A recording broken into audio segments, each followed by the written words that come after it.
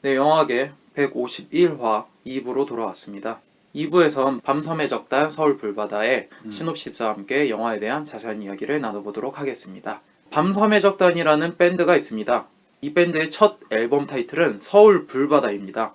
조롱과 냉소와 유희로 가득한 가사를 내뱉으면서 꿍꽝꿍꽝 시끄러운 음악을 하는 밴드입니다. 네. 이 밴드는 고려대 4대 분관 철거 페스티벌, 서울대 본부스타, 명동 마리, 강정마을 등에서 공연을 합니다. 비정규직, 외주화해 문제, 김구와 이승만, 전두환 욕하기, 김일성 만세 등 정치적이고 사회적인 소재를 가지고 마구 노래를 만듭니다. 공연장에서도 농성장에서도 열광적으로 뛰어놉니다. 밤섬은 스스로도 다른 사람의 질문에 대해서도 자신들의 정체성을 무슨 메시지를 던지고 있는가를 어떤 음악을 하고 있는지에 대해서 명확하게 이야기하지 않고 항상 대충 이야기합니다. 일부러 판단을 보류하는 것 같기도 하죠. 그런데 언제나 대답을 흘리던 이 친구들에게 큰 사건이 터집니다. 밤섬의 인터넷 친구이자 레이블 사장인 박정근이 국가보안법 위반으로 잡혀가 버립니다. 네. 자신들을 가두려는 사회적 한계를 깨닫게 되는 것이 이 영화의 시놉시스라 볼 수 있을 것 같습니다. 네. 일단 밤섬의 적단에 대해서 먼저 이야기를 해야 될 것 같은데 네. 이 친구들이 하는 음악은 종 잡을 수 없고 뭔가 체계화되지 않고 갑자기 조용해졌다 갑자기 시끄러워져도 할 말이 없고 갑자기 음악이 뚝 끊겨도 뭐라고 태클 걸 수 없는 뭐 그런 종류의 자유분방한 음악이라고 할 수 있겠네요. 그렇지. 관객들이 그러니까 외주화 시키기도 하고 그러면은 아웃소싱 한다기도 하고. 그쵸, 민영화 시키면서 돌리기도 하죠. 그렇다면 이 친구들의 정체를 조금이라도 외형적으로 찾을 수 있는 부분은 가사에 있는 것 같아요. 일단 두 사람 다 80년대생입니다. 앞서 1부에서도 얘기했다시피 굴렁쇠 소년으로 표현되는 80년대생이었는데 네. 2007년부터는 88만원 세대로 바뀌어버렸죠. 희망이었는데 절망이 돼버렸어요. 네. 가사를 보면 거의 대부분 황금만능주의, 전체주의를 혐오하고 남한과 북한을 조롱하고 종교를 부정하는 등의 노래를 펼치고 있습니다. 영화 자체에서도 가사가 전면에 등장하죠. 한 줄 한 줄 보이는데 어떤 음악을 하는지 가사를 통해 일단 얘기를 하고 영화적인 특색과 깊은 이야기를 나눠보고 싶어요. 네. 가사 몇 가지를 짚어보자면 스스로를 굳게 믿고 신념에 따라 행동하며 그 어떤 역경에도 굴하지 않는다. 유영철, 히틀러, 이명박, 조두순. 맞는 말이죠. 네? 앞에 가사만 보면은 되게 좋은 가사 같은데 유영철, 히틀러, 이명박, 조두순이 붙는 순간 이게 그래도 되나? 라고 의심하게 되죠. 계기가 되는 거지. 네. 자, 다음 김정일 만세, 김정일 만만세, 김정일 만세, 김정일 만만세. 이러고 나서 랩이 나옵니다. 1939년에 태어난 기업인 김정일 씨, 그리고 55년에 태어난 기업인 김정일 씨. 그러니까 북한의 김정일이 아니라 한국에 있는 동명이인의 김정일을 얘기하면서 김정일 만세했을 때 뜨악했던 마음을 알고 보니 아니네. 뭐 이런 가사가 있고, 또 다른 가사를 보자면 일요일에 교회 가다가 깎아준과 부딪혔지. 깎아준은 나한테 사과도 안 했네. 좌파다 좌파다 이 새끼는 좌파다.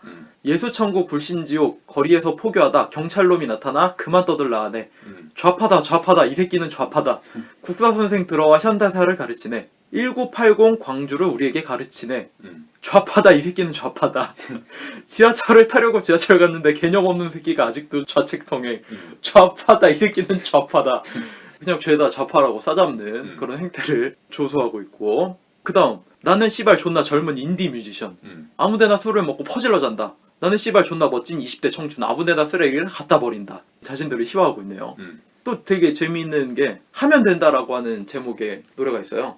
엊그저께 해고당하는 화장실 청소부. 자신이 왜 잘렸는지 곰곰이 생각하네. 아무리 생각해도 내 자신이 너무 나약했구나. 개 열심히 변기 닦아 식판으로 써야지.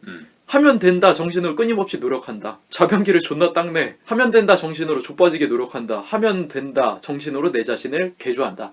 뭐 이런 가사예요. 그리고 영화 처음에도 나온 백범살인일지라고 하는 김구가 지나가다가 화가 나서 어떤 놈이 일본말을 써서 죽여버렸다. 김구장 이승만 병신. 뭐 이런 가사. 여튼 이 가사도 그렇듯 다 까대고 반골이지 반골. 그쵸.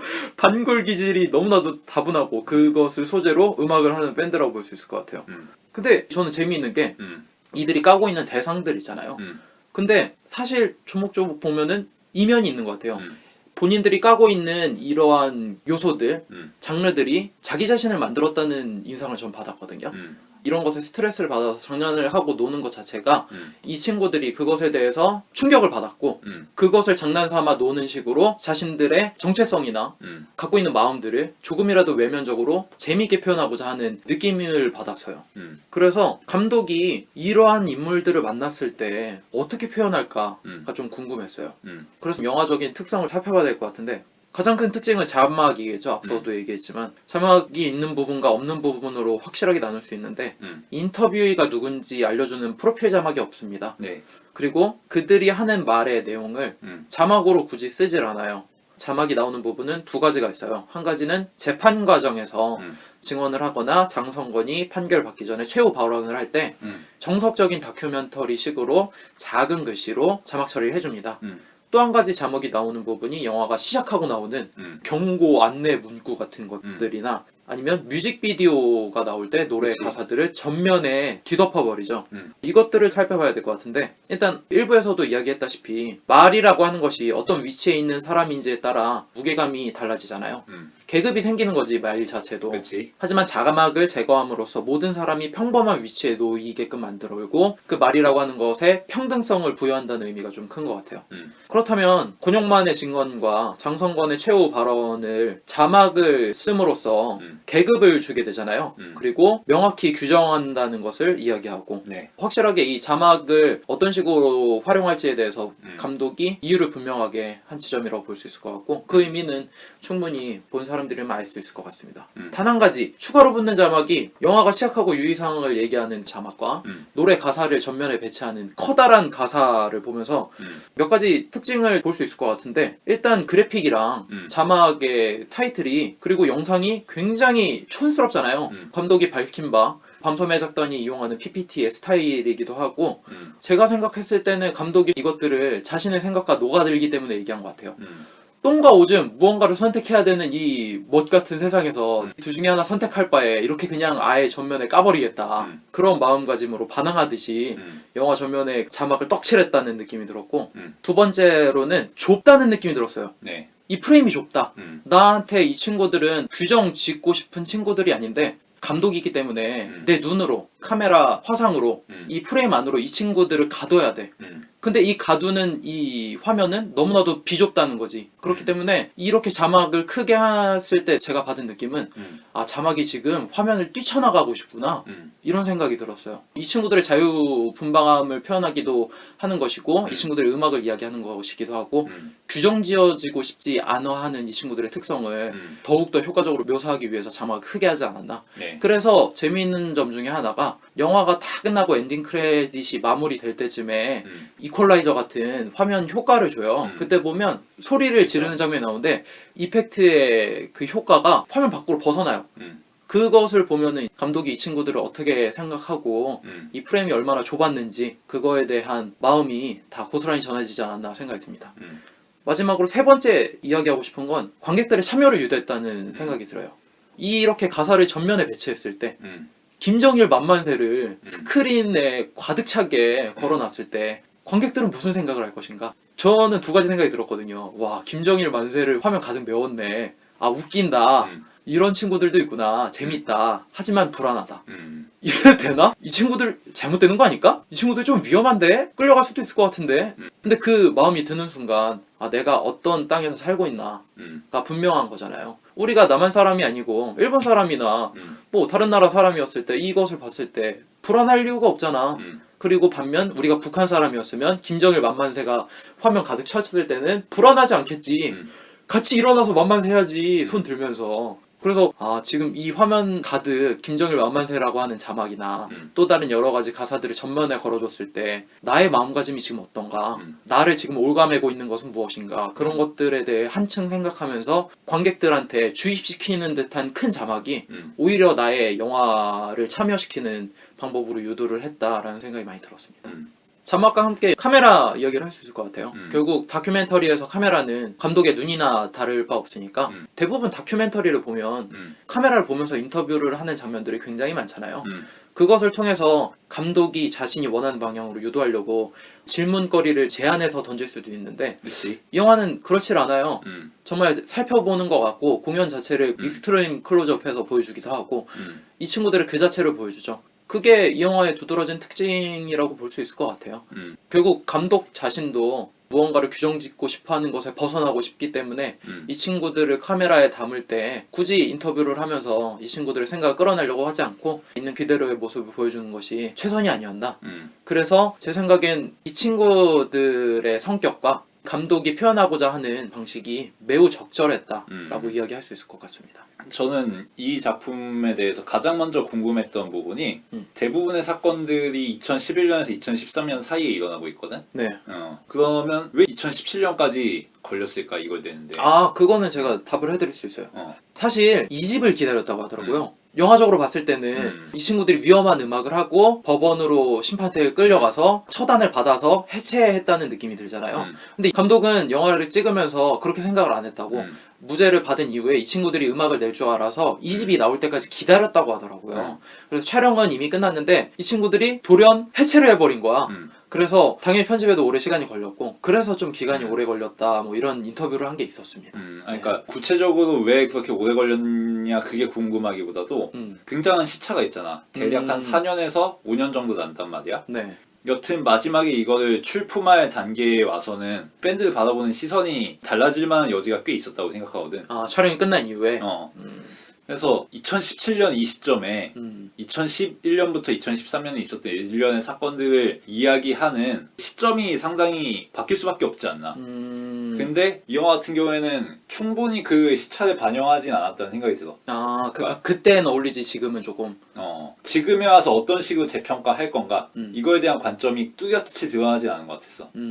저도 그 부분은 충분히 공감을 해요. 사실 2007년도에 88만 원 세대로 80년대생들이 찍힌 이후에 불만이 많았거든. 하지만 표출하기 어려운 그런 사람들이 모여서 이 음악을 하게 된 거잖아. 그렇지. 그건 그때 당시에 힙한 거잖아. 마치 그때 당시의 정치는 지금만큼 대중화되지 않았다고 나는 생각을 하거든.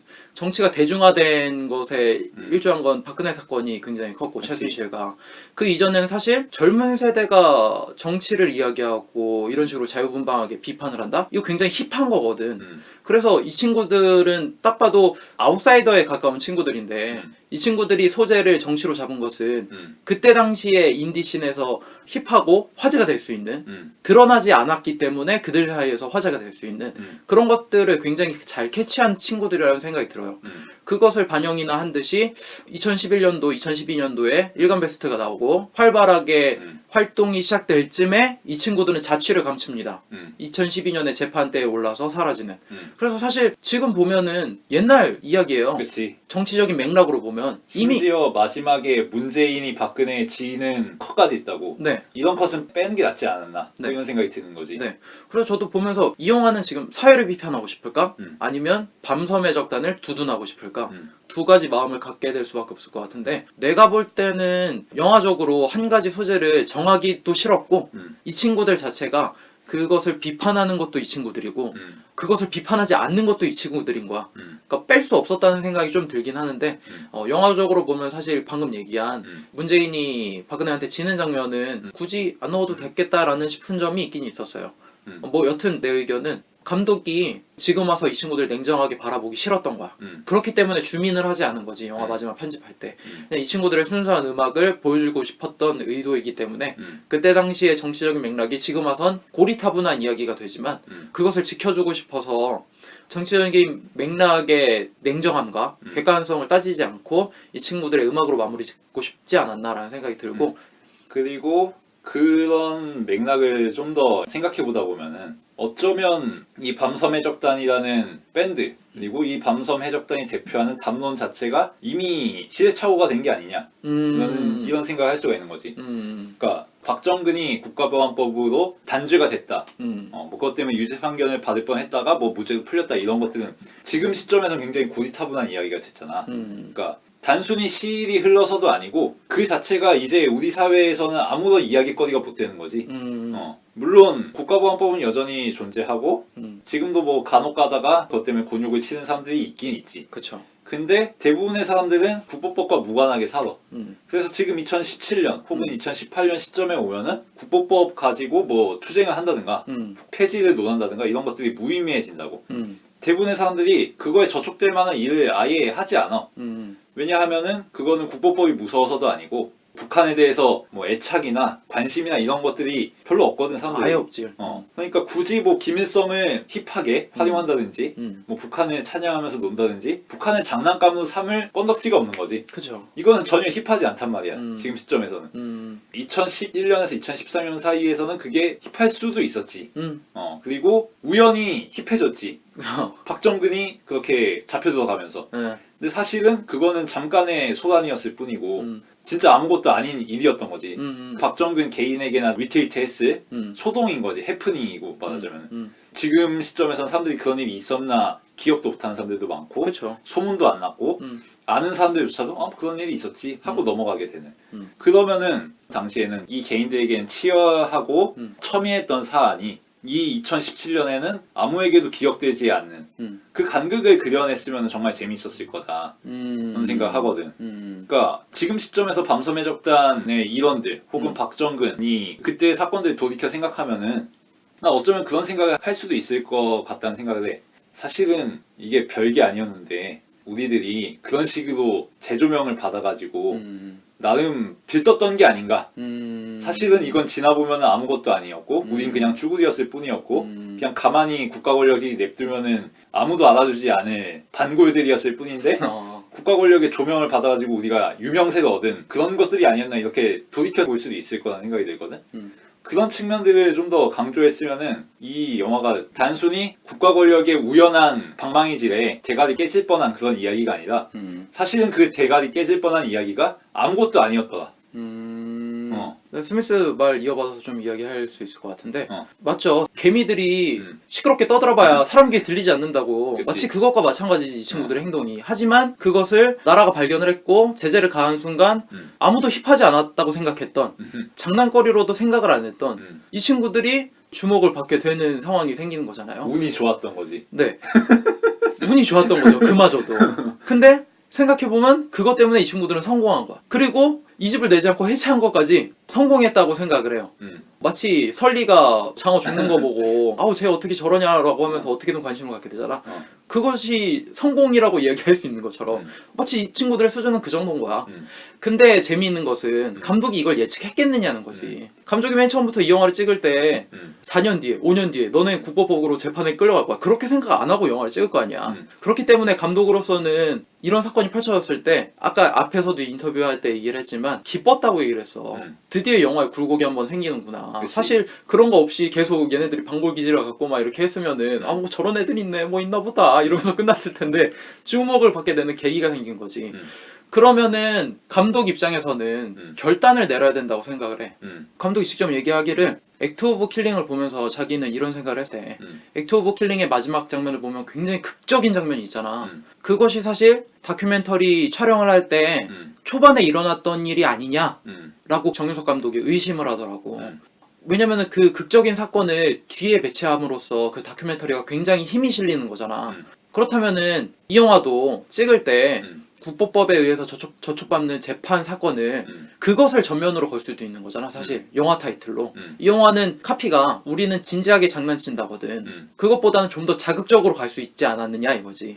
마치 정치적인 사건을 이 친구들이 뜨는데 뭐 성공을 하고 이 영화는 성공 사례로 적용시켰다면 근데 이 영화에서 정윤석 감독은 그렇게 선택하지 않았어. 굉장히 우연하게 이런 일이 일어났고 그것으로 인해서 이 친구들이 의도하지 않았지만 뜬 것에 초점을 맞추는 것이 아니라 이 친구들이 하려던 음악이 무엇이었는데 그것이 자신의 입으로 자아를 실현해야 되는 것 그 자체가 굉장히 슬픈 것이라고 다루고 있잖아. 그게 이 감독이 일부러 그렇게 하지 않았나라는 생각이 들어. 그러니까 결국 지금 와서 정치적인 맥락으로 이 이야기를 들으면 스미스가 얘기한 것처럼 뭐 재밌을 게 없어. 구닥다리야. 지난 일이지. 다만 감독이 이야기하고 있는 지점은 그 정치적인 맥락이 아니라 왜 규정지어서 이야기를 해야 되느냐. 내가 하고 있는 예술을 왜 내 스스로 시인해서 죽어버리게 만들어야 되느냐. 그렇게 초점을 맞췄기 때문에 지금 와서 이 친구들을 냉정하게 바라볼 수 없게끔 쉴드를 치는 것처럼 마무리를 짓지 않았나 좀 이야기를 할 수 있을 것 같아. 그러니까 좀 더 이 영화가 예리해지려면 그 뒤에 이야기를 다루면서 사실은 이게 잠깐의 굴곡이었을 뿐이지 사실은 아무것도 아니었구나. 뭐 이런 이야기까지 했으면 더 재밌을 거라는 생각이 들거든. 그러니까 본인들이 했던 그 행위조차도 후에 봤을 때 어떠한 시각으로 바라볼 수 있는지 그러니까 우리는 그 정치적인 맥락에 휘말려서 우리들의 음악이 징죄되고 단정되고 이거 자체가 굉장히 큰 일이라고 생각했고 그치. 우리의 정체성을 뒤흔드는 일이라고 생각했는데 맞아. 알고 보니까 잠깐 감기 앓은 거였네. 비하인드 스토리를 쭉 이어나가다 보면 그런 결론에 다다를 수도 있다고 생각을 하거든. 근데 사실 이 영화는 2013년에 끝나고 그 뒤에 이야기가 잠깐 나오긴 하지만 그리 비중이 있진 않잖아. 그냥 이 친구들이 이렇게 됐다 이렇게 끝이지 사실. 그치. 근데 이 뒤에 후속 과정을 차근차근 따라가면서 뭐 그 뒤에 사회상의 변화 이런 것도 보여주고 뭐 그런 식으로 하다 보면은 과연 이 사건이 이렇게까지 기억될 무게가 있었을까라는 질문을 이 다큐멘터리 스스로 내릴 수 있다고 생각을 해. 그러면 이게 단순히 밤섬 해적단의 순환사 뭐 이렇게 끝나는 것이 아니라 이 인디 밴드라는 것이 어떤 식으로 자기 분열을 하고 그조차 어찌 보면 거품일 수도 있고 자의식 과잉일 수도 있고 뭐 이런 다층적인 측면들을 다룰 수 있는 거라고 생각을 하거든. 여기까지 기대하는 게 좀 무리일 수도 있다 싶긴 한데 그랬으면 더 재밌을 거다 이런 생각을 해.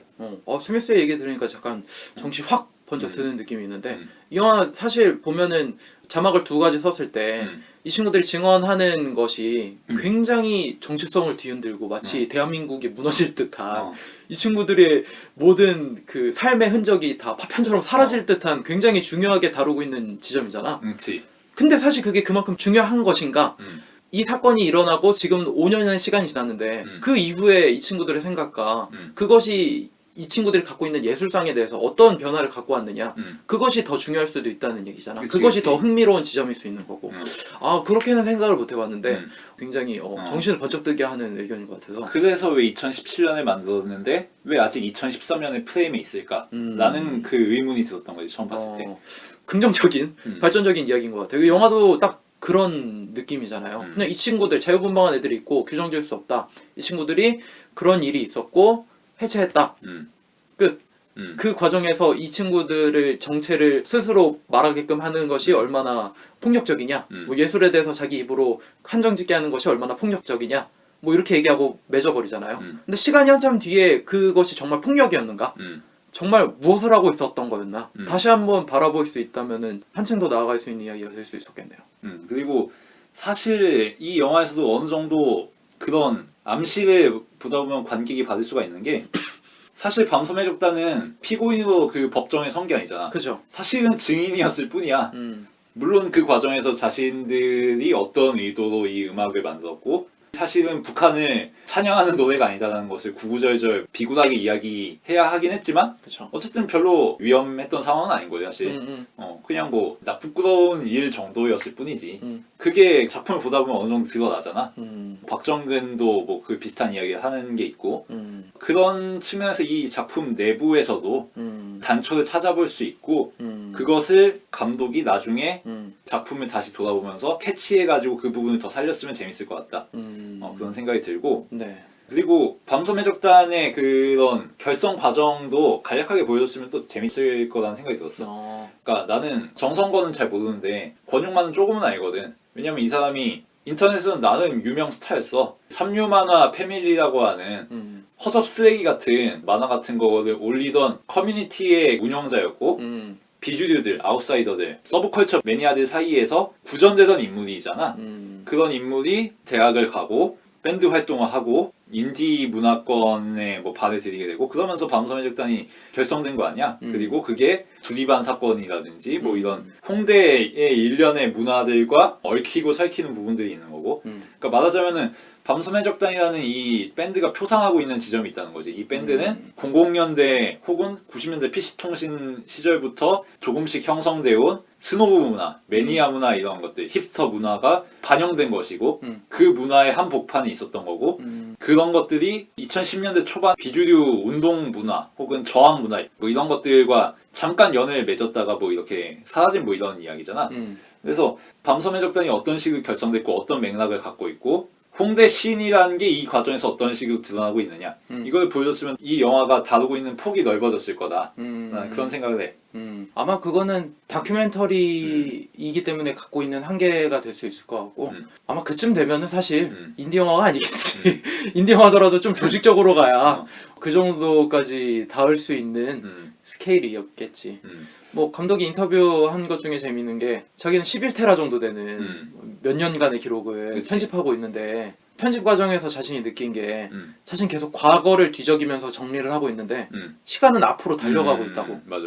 그게 굉장히 묘한 상황이기도 하고 힘들었다고 그런 이야기를 밝힌 바 있는데 스미스가 이야기한 것처럼 그 이후 현재 상황은 어때한가 그 지점을 캐치하지 못한 중요한 요소라고 볼 수 있겠죠. 예. 그래서 한 번 더 비트로 생각해 보면은 이 영화 혹은 밤섬의 적단이 탈피하려고 하는 정형성, 전형성 혹은 규정성 이런 걸로부터 정말 탈피할 수 있었느냐 이게 궁금해지는 거지. 정형화되지 않으려고 노력하지만 사실은 그럴수록 정형화된다. 그러면서 또 한 번 더 생각이 드는 거지. 얘네들은 왜 북한을 까는 건가? 북한을 까는 게 재밌긴 해. 뭐 근데 왜 재밌냐? 그걸 생각해보면 결국은 북한을 나쁘게 바라보고 북한 하면 경기를 일으키고 콤플렉스를 느끼는 그런 사람들이 있기 때문에 그 행위들이 즐거운 거잖아. 그 사람들의 윤리를 전복시켜버린 거잖아. 너희들이 생각하는 건 사실 좀비 생각이나 다를 바 없어 뭐 이런 식으로. 근데 사실 그것도 협소한 프레임이 아니냐는 거지. 그치. 그 틀 안에서 노는 거지 뭐. 왜냐하면은 북한을 그렇게까지 콤플렉스를 가지고 생각하는 사람들은 우물안 개구리들 뿐이거든. 대부분의 사람들은 그냥 북한에 대해서 별 생각 없이 살아간단 말이야. 쟤네들이 왜 북한을 까면서 재밌어 하는 건지 이해도 안 되고 뭐 이런 거지.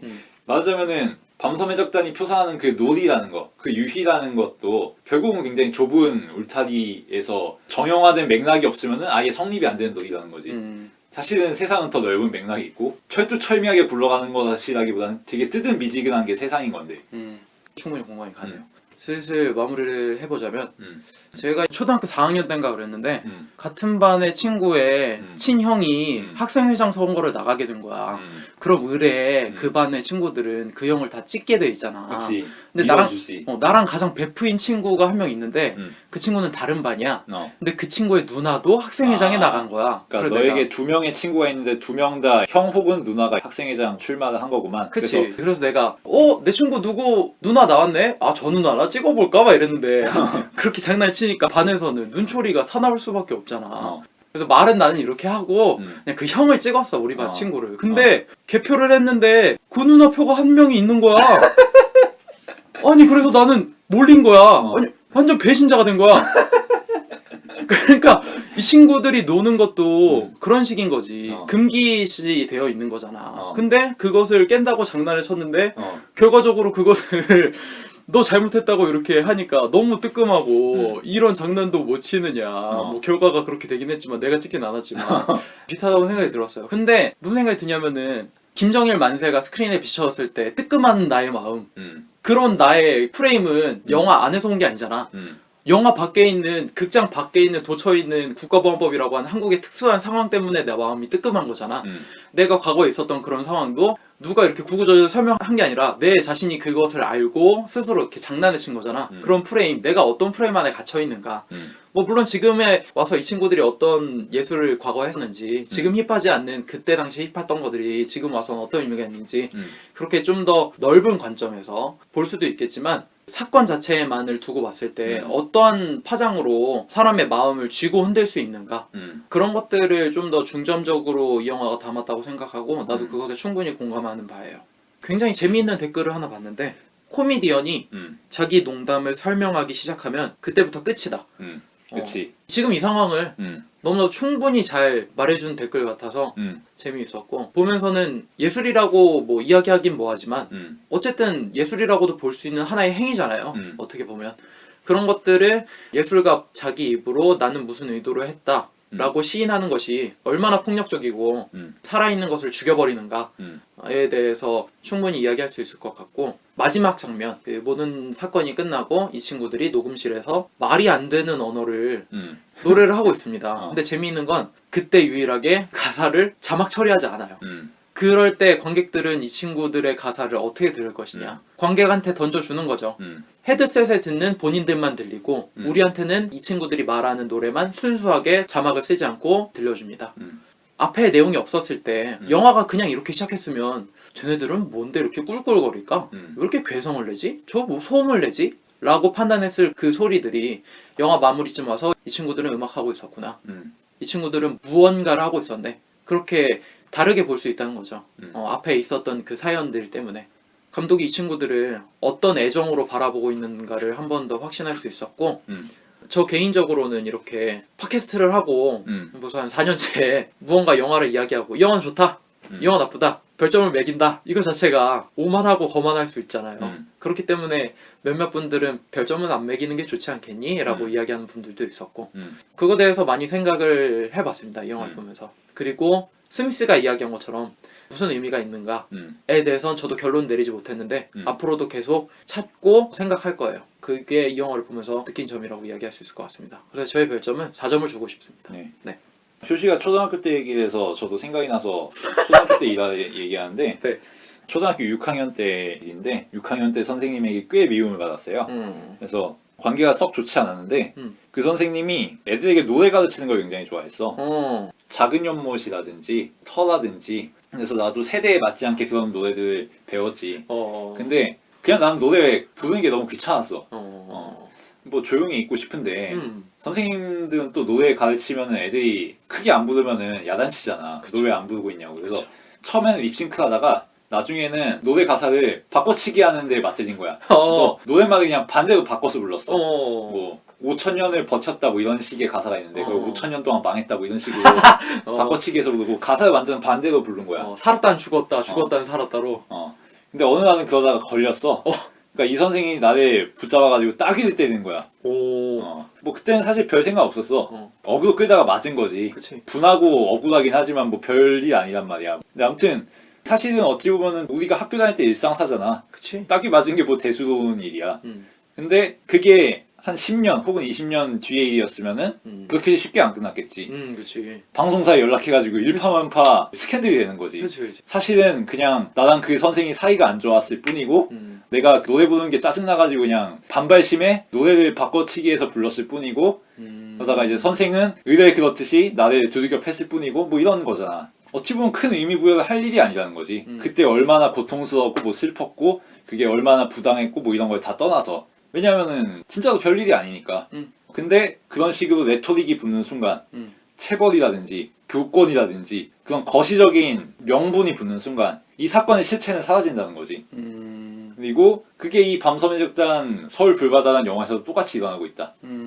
마치 국정원과 재판부에서 박정근에게 엉뚱한 프레임을 씌워가지고 이 실체를 가려버렸듯이 밤섬의 적단 서울 불바다라는 이 영화도 밤섬의 적단을 정말 정교하고 진실되게 캐치하고 싶었지만 오히려 그럼으로써 이들을 프레임에 가두게 되는 거지. 사회의 프레임 혹은 체제의 프레임 뿐만 아니라 이 영화의 프레임도 있는 거다.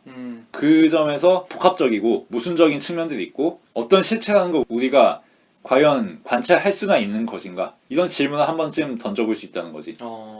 그런 점에서 굉장히 재밌다는 생각을 했고 그러니까 아쉬움 때문에 재밌는 거지.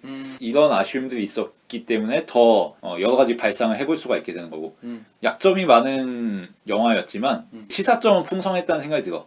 별점은 3개 주고 싶네요. 뭐 스미스의 얘기를 들어보니까 굉장히 일리가 있다는 생각이 드네요. 사실 이 영화 감독이 6년 동안 일주일 내내 붙어 다니고 막 여자친구 만나도 맨날 밤섬 얘기만 해갖고 그만 좀 하라고 핀잔 들을 정도로 거의 같이 살았고 자기 자신의 정체성마저 밤섬처럼 바뀌어버릴 정도로 동고동락했다고 했거든요. 그들의 기록을 11테라나 담아놨는데 그 11테라가 사실 이 친구들의 형체인데 그것을 편집하면서 일어난 일련의 사건 때문에 11테라 용량의 이 친구들의 모습은 가려져 버렸다. 그치. 더 이 친구들을 잘 알려주고 소개시켜주고 싶어서 극장이라고 하는 사이즈에 김정일 만세라고 하는 자극적인 문구와 폰트가 화면 가득 펼쳐지면서 이 친구들의 이야기를 조금이나마 보여주려고 했지만 오히려 그 실체는 알아볼 수 없게 돼버렸다. 뭐 이런 이야기를 하는 것 같네요. 그치. 김일성 만세를 빼고 나면은 밤섬의 적단에겐 뭐가 남을까? 이런 생각이 또 드는 거고. 결국 11테라의 용량과 5년 6년간의 그 세월이 김일성 만세라고 하는 단 한마디로 압축되는 것 자체가 오히려 이 친구들을 가려버린 것이 될 수 있겠다. 뭐 음. 그런 이야기를 하는 거죠. 그렇죠. 재미있는 얘기네요. 음. 사실 나쁘게 얘기하면은 상업적으로 이 친구들 어떻게든 돈 좀 뽑아먹으려고 할 수도 있는 건데 오히려 이 친구들이랑 가장 가까이 있던 사람이 잘 보여주려고 했지만 그마저도 실패한다는 것 자체가 어떤 존재나 무언가를 확실하게 관찰하고 담아내는 것은 불가능에 가깝다 뭐 이런 이야기를 스미스가 하는 것 같아서 재밌다 라는 이야기를 할 수 있을 것 같아요. 뭐 저번 주에 굿타임을 하면서 소외된 사람, 주변에서 벗어나 있는 사람들에 대한 이야기를 다뤘는데 이번에 또 그런 이야기를 비슷하지. 같이 해서 저 나름 재밌었습니다.